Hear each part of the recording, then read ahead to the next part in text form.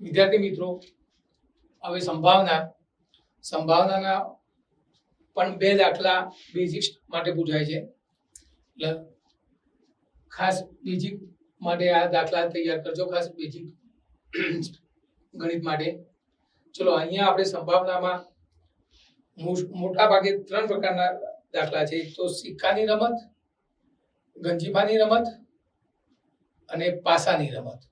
બાકી દડાવાળા દાખલા તો સામાન્ય છે, કેટલા દડા કુલ કેટલા છે ને એ બધી ખબર પડી જશે.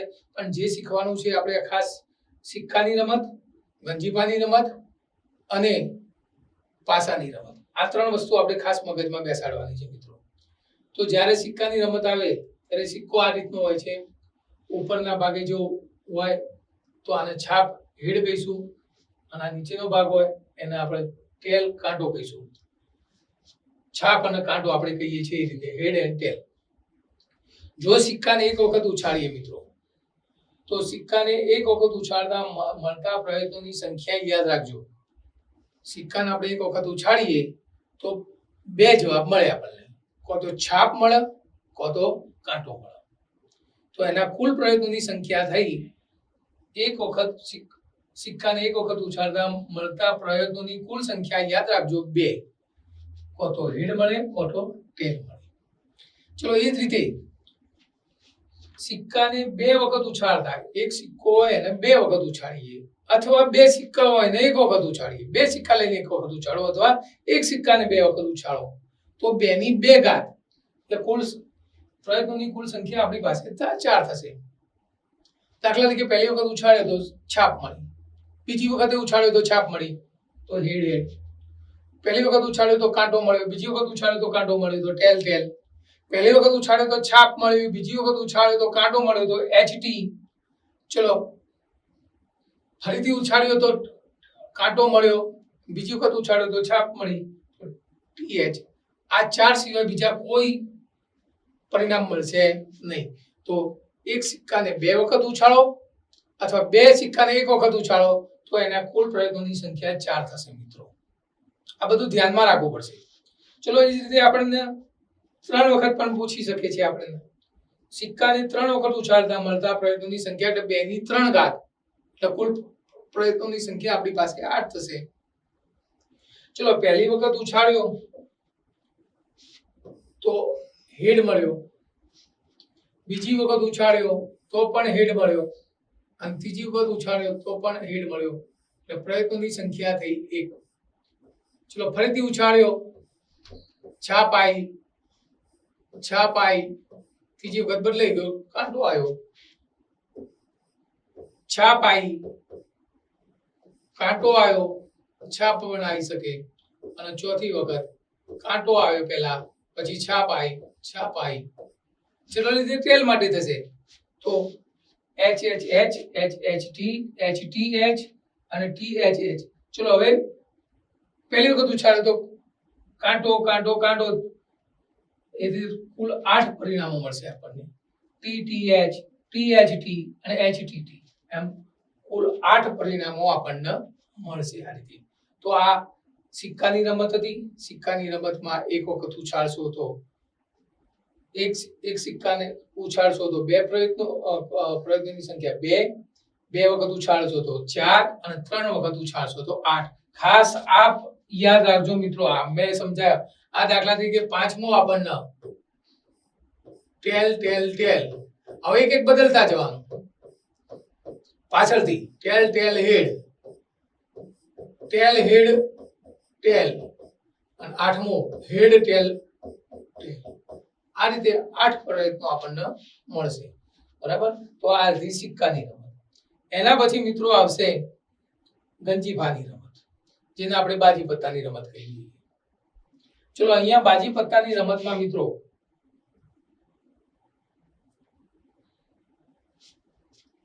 આ રે આપણે બાજી પત્તા. ચલો, આ ચોકટનું પત્તું કહેવાય, આ લાલનું પત્તું કહેવાશે, આ કાળીનું પત્તું કહેવાશે, અને આ ફાલીનું પત્તું કહેવાશે. દરેક પત્તામાં એકો, દૂરી, તીરી, ચોકો, પંજો, છક્કો, સત્તો, અઠ્ઠો, નવ્વો, દસો, ગોળ, ક્વીન અને બાદશાહ.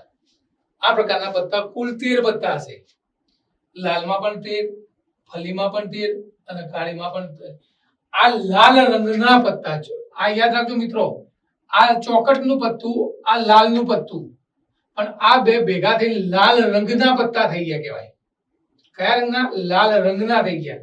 એ રીતે આ ફલ્લીનું પત્તું કહીશું આપણે, આ કાળીનું પત્તું કહીશું, પણ આ બંને ભેગા થઈ અને કાળા રંગના પત્તા કહેવાશે. ચલો, લાલ રંગના પત્તા કુલ પત્તા કેટલા?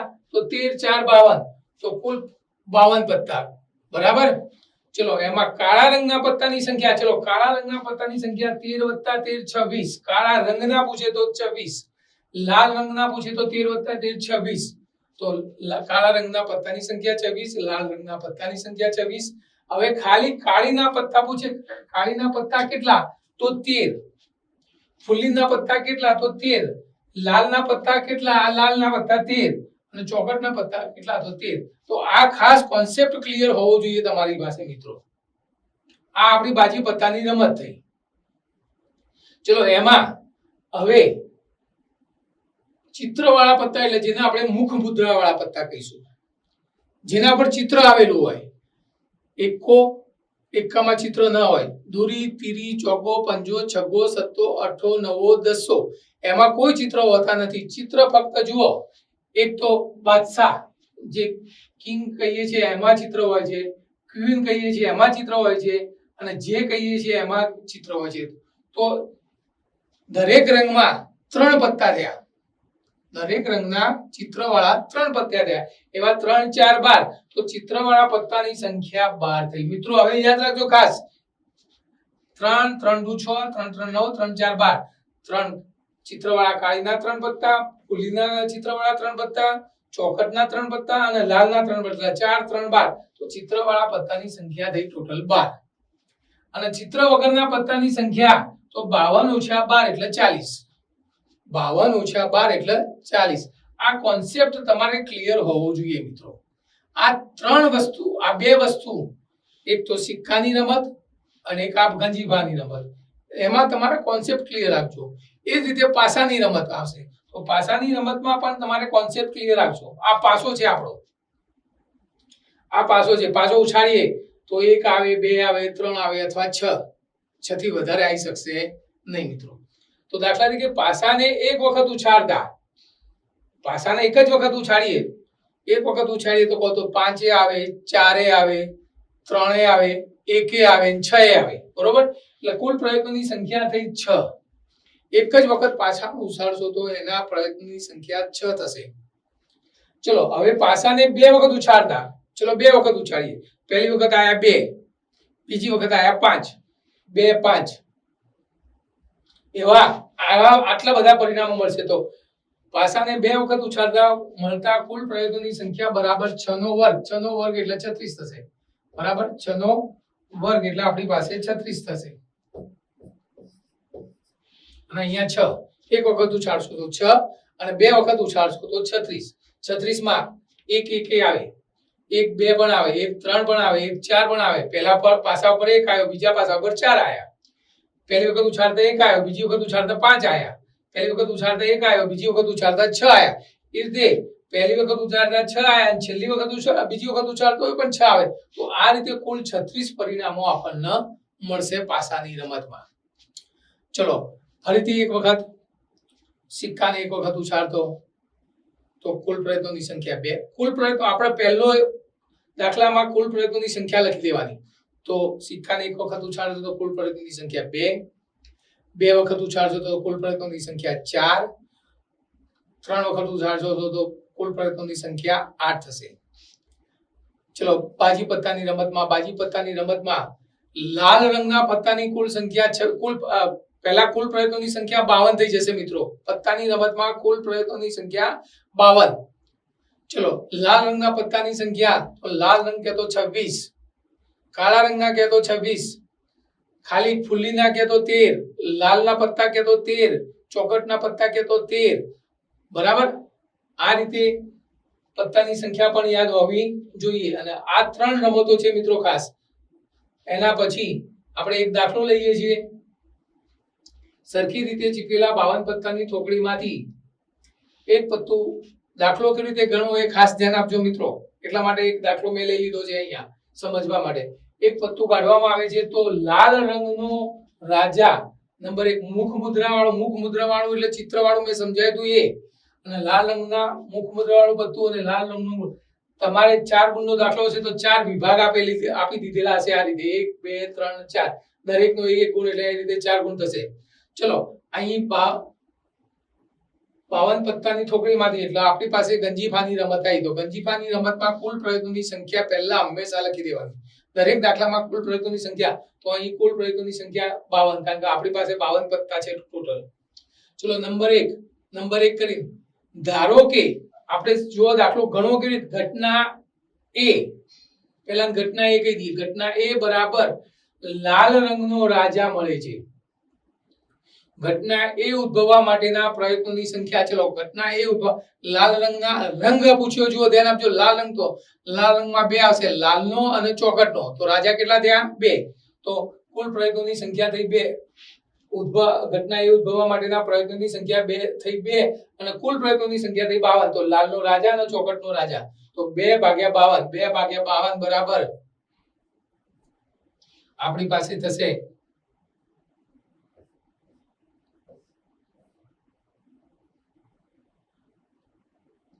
26 1/26 અને આનો આ જવાબ લખશો તો બી ચાલશે.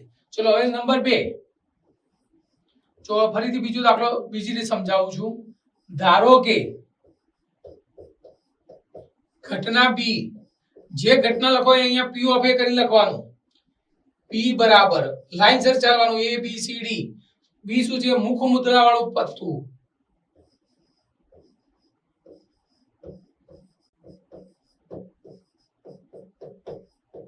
મળે છે માટે ઘટના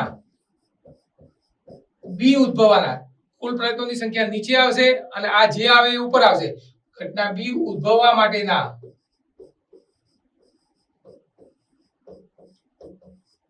પ્રયત્નોની સંખ્યા ચલો મિત્રો મેં તમને કહી દીધેલી આ તો તમને યાદ છે આ લખવાની કોઈ જરૂર નથી. આમાં સીધી કેટલી આવશે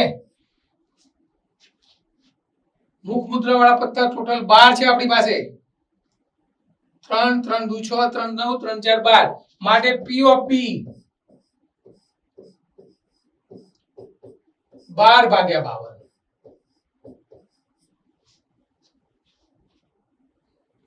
એ રીતે ત્રીજા નંબરમાં લાલ રંગનું મુખ મુદ્રા વાળું ચલો લાલ રંગમાં 2 આવશે 3 ને 3 2 6 6/12 માં આવશે અને લાલનો ગુલામ અહીંયા રંગ નથી પૂછ્યો લાલનો ગુલામ એક જ પત્તું હશે આપણી પાસે લાલમાં તો 1/52 બરાબર મિત્રો. તો આ રીતે તમે જો તમારો કોન્સેપ્ટ ક્લિયર હશે તો જ તમે આ દાખલા આગળ ગણી શકશો.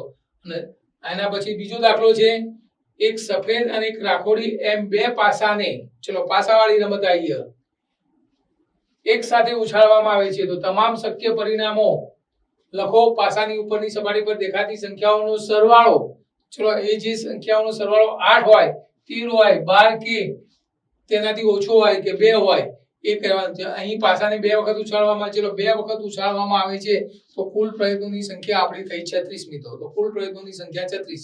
ચલો 2 વખત ઉછાળીએ છીએ તો 2 વખત ઉછાળીએ એટલે આપણે એમાં એક જ ભાગ ગણું છું તો એમાં કુલ પ્રયત્નો કયા તો 1 1 1 2 1 3 1 4 1 5 એમ છેક 6 સુધી આવી જશે આપણી પાસે. બીજા વચ્ચે લખી દઈશું આપણે બરાબર એ રીતે 6. હવે નંબર 1 આ લખવા પડશે તમારા અવલોકનો. ચલો ધારો કે ઘટના A બરાબર સપાટી ઉપર દેખાતો સંખ્યાનો સરવાળો 8 હોય. ઘટના A ઉદ્ભવવા માટે